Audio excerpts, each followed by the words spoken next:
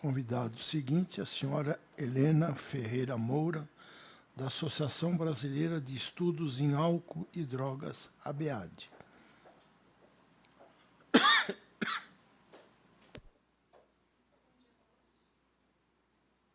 Obrigada. Bom dia a todos. Agradeço a oportunidade de estar falando aqui. Como é que eu... Então, eu vou focar um pouquinho já no que a colega antecipou sobre o risco do cigarro eletrônico para os adolescentes. Então, os países em que já ocorre a liberação desse produto, a gente tem percebido um aumento expressivo do número de adolescentes que usam esse tipo de substância. Então, aquele foi um gráfico mostrando um aumento... como é que eu volto aqui? Perdão, passei tudo. Para voltar aqui. Me ajuda aqui, então. Mais um? Para trás. Obrigada. Então, aqui mostra entre 2011 e 2015 que já houve um aumento bem expressivo, mas um aumento ainda mais importante, apenas se for considerar apenas o ano de 2017, 2018, a gente já percebe um aumento de quase 80%. Em relação a isso, em relação ao uso frequente, aquela gráfica anterior mostrava uso em algum momento da vida, mas aqui a gente já está se referindo ao uso mais regular, um aumento de quase 80% nos alunos de ensino médio e um aumento de quase 50% nos alunos do ensino, alunos mais jovens, né, no nosso ensino fundamental. E o que a gente percebe? Então, foi um estudo prospectivo que avaliou, se fez uma avaliação dos adolescentes no ensino médio e depois, 6 meses depois, para ver o que tinha acontecido.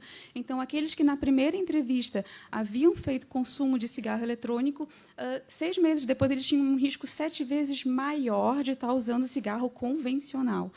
Então, enquanto que o inverso não aconteceu. Então, aqueles que na primeira entrevista estavam usando cigarro convencional, nesse segundo momento, eles não tinham passado para o cigarro eletrônico, que seria, teoricamente, né, uma forma de tratamento.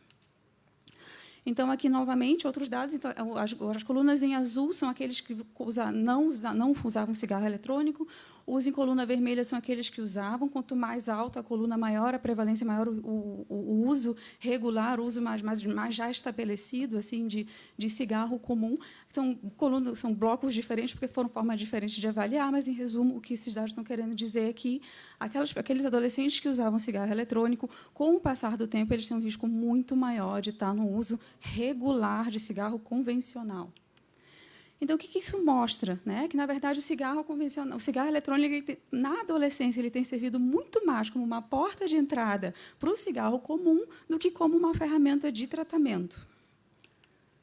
E quais seriam os riscos disso aí? Né? Não só a gente está discutindo a questão do risco do cigarro eletrônico, ainda que eles fiquem só no cigarro eletrônico, que tipo de problema isso teria? Né? Está se discutindo se é realmente uma substância segura de ser utilizada, mas, independente disso, a gente sabe que qualquer substância que seja iniciada durante um período em que o cérebro ainda está em desenvolvimento pode trazer uma série de consequências a longo prazo.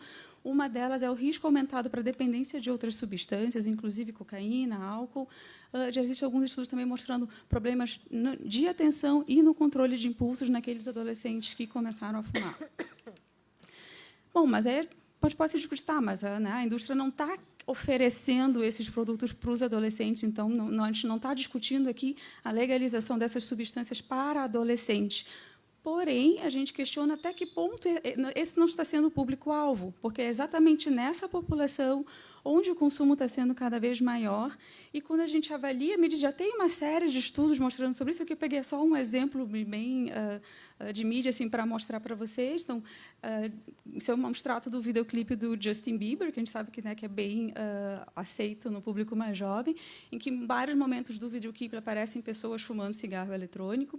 E isso apenas um dos exemplos. Tem vários já estudos mostrando sobre vídeos de YouTube, sobre séries de televisão voltadas para o público jovem, que, de novo, está sendo um alvo de acesso ao público jovem. São meios onde o cigarro tem aparecido cada vez mais, e agora o cigarro eletrônico também.